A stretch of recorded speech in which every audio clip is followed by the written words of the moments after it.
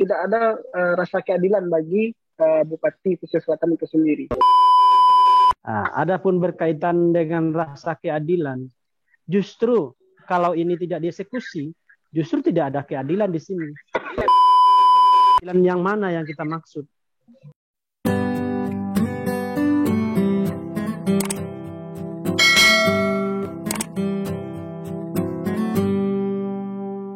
Bismillahirrahmanirrahim. Assalamualaikum warahmatullahi wabarakatuh. Jumpa lagi dengan saya Afrizal di Sizal TV, dan kali ini kita membahas tentang permasalahan Bupati Pesisir Selatan dan bagaimana rasa keadilan dalam kasus yang menjerat Bupati ini. Di sini ada beberapa narasumber. Yang pertama adalah LBH Sumber yang akhir-akhir ini viral karena melayangkan somasinya ke Kejari. Assalamualaikum Bang, sehat Bang? Halo, Assalamualaikum, salam. Sehat Bang? Sehat, Alhamdulillah. Sehat Zal? Yang kedua, Alhamdulillah sehat Bang. Yang kedua adalah Bang Harmidi, kami biasanya manggilnya Prof.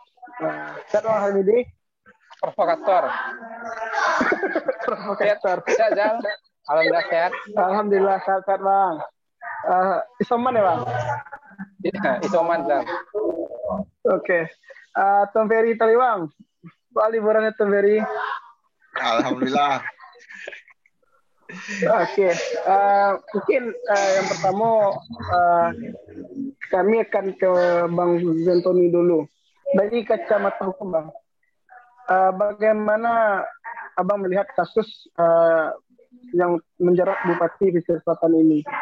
Ya, Zal, terima kasih sebelumnya pada Afrizal dan teman-teman narasumber lainnya.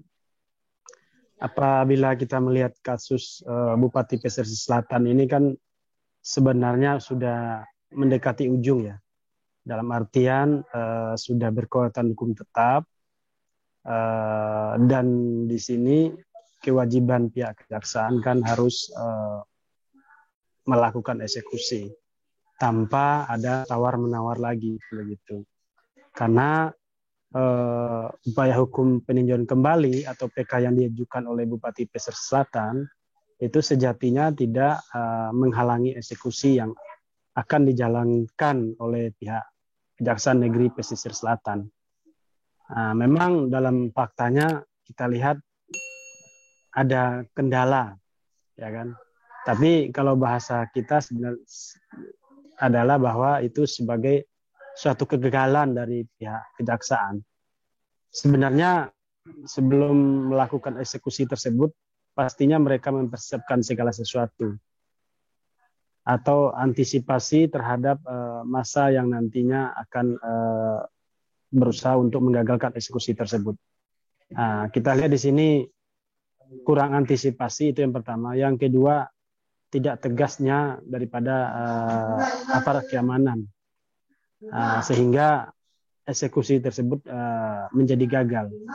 Makanya kami dari LBH Sumbar melayangkan surat somasi dalam rangka meneguhkan atau menguatkan dari pihak kejaksaan agar mereka kuat dalam melaksanakan pekerjaannya.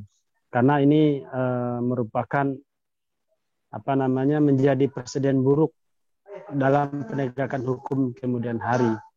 Itu yang tidak kita inginkan terjadi di Pesisir Selatan secara khusus dan Indonesia secara umumnya. Karena kalau setiap orang ketika dilakukan eksekusi dan dihadang oleh massa dan tidak terjadi, ya tidak ada kepastian hukum di Indonesia. Dan hukum itu hanya berlaku terhadap orang-orang besar kan seperti itu. Padahal semua orang itu sama di hadapan hukum. Makanya kami sejak awal konsen mendesak ya Kejaksaan Negeri Pesisir Selatan agar segera melakukan eksekusi dan tidak ada tawar-tawar lagi seperti itu. Puncaknya kemarin ketika kita mengirimkan surat somasi mendapat sambutan ya, dan kepungan massa yang cukup banyak yang membuat saya sebagai Direktur LBH Sumbar harus diungsikan oleh pihak keamanan ke Kota Padang, dan kendaraan yang saya ini sempat juga dirusak ya oleh massa, tapi saya tidak mempermasalahkan karena saya memahami mereka itu sebenarnya tidak tahu gitu loh, karena memang mereka itu seperti ada yang mengorganisir atau menyuruh gitu loh.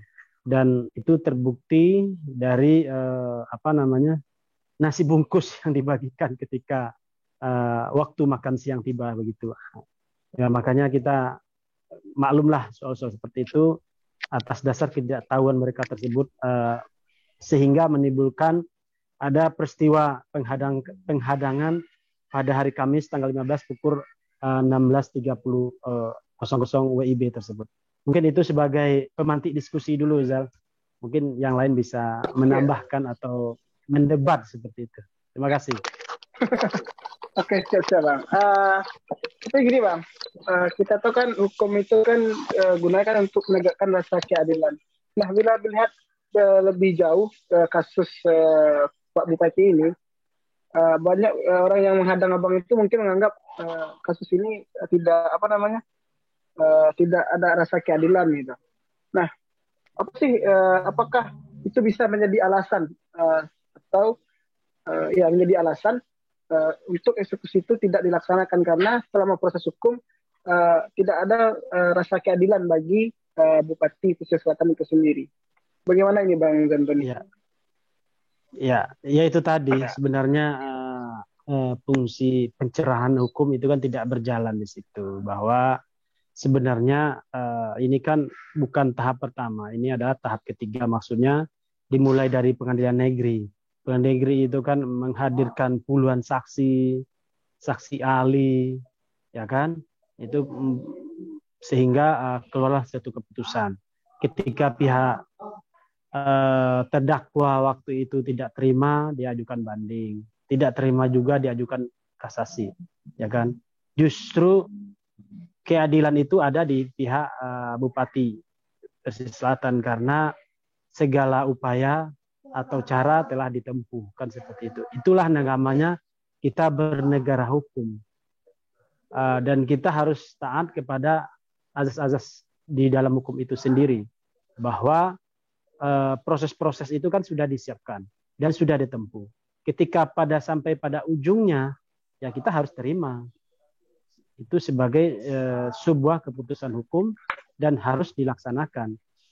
Adapun berkaitan dengan rasa keadilan, justru kalau ini tidak dieksekusi, justru tidak ada keadilan di sini. Makanya kita lihat, misalkan ada orang yang mencuri kayu atau apa, itu kan dieksekusi gitu. Apakah ini hanya sebagai seorang bupati tidak bisa dieksekusi? Kan enggak juga. Bahkan seorang menteri pun dieksekusi, seorang presiden pun dieksekusi. Ya, intinya tidak ada perbedaan perlakuan. Semua orang sama di hadapan hukum dengan prinsip equal before the law, kan begitu kan? Harus sama di hadapan hukum. Nah, makanya kan keadilan yang mana yang kita maksud, ya kan? Karena